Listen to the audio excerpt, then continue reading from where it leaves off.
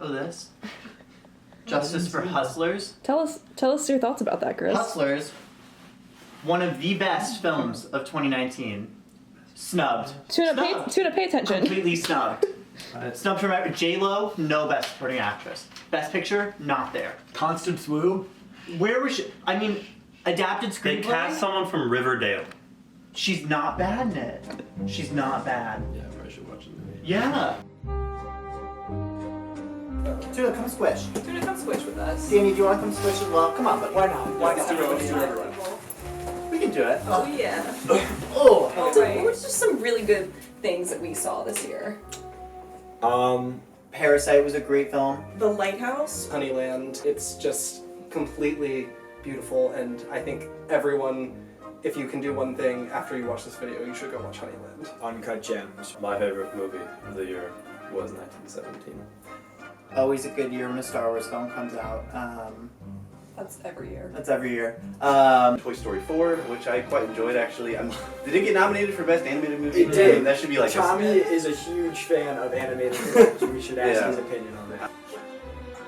No. You start because If you're an adult and you're going to an animated movie, stop doing that. Grow up.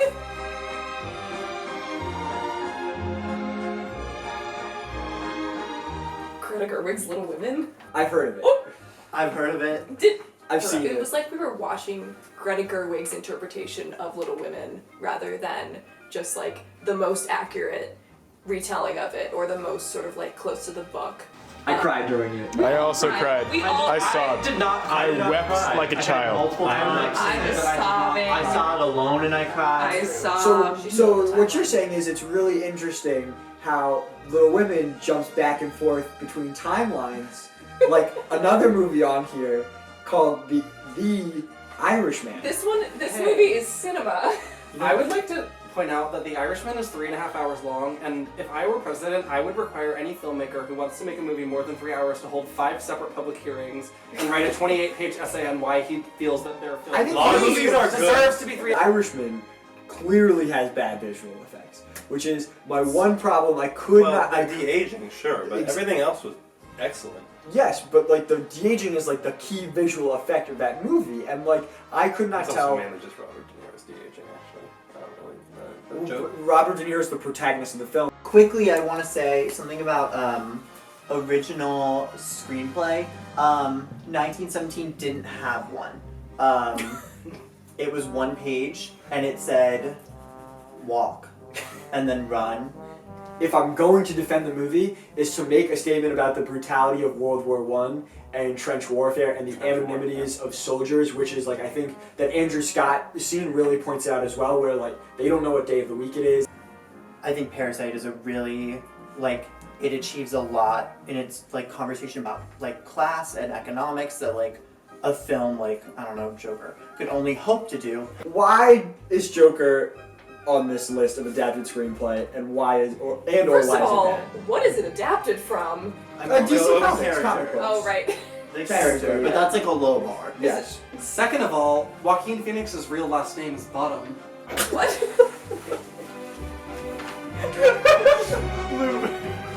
Michael Sheen's last name is Estevez. Like, yeah, but that's not Bottom. That's where he deserves to be in the category of best adapted screenplay and actor. I think the Joker takes your brain cells and mushes them until it's finally just one brain cell, and then you love it because you're dumb. And it's just like I've never seen a film that I've disliked so much like from the moment it started.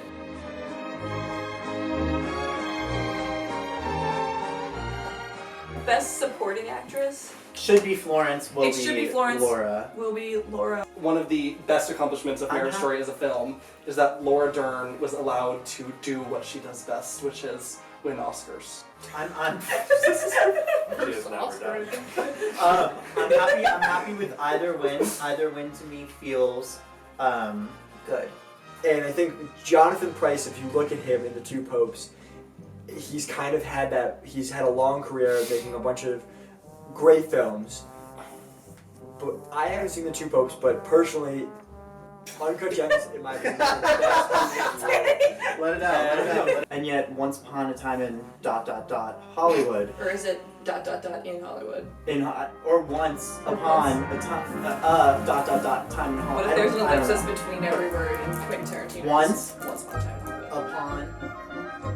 upon. Okay, they're in the club, and it's J-Lo and Constance Wu, and they're walking, and Give Me More by Britney Spears starts playing. It's just so profound. You get shivers. So I had a different moment in there life. in that movie that was like very similar, which is when they play Love in This Club. Oh, and Usher's actually in it.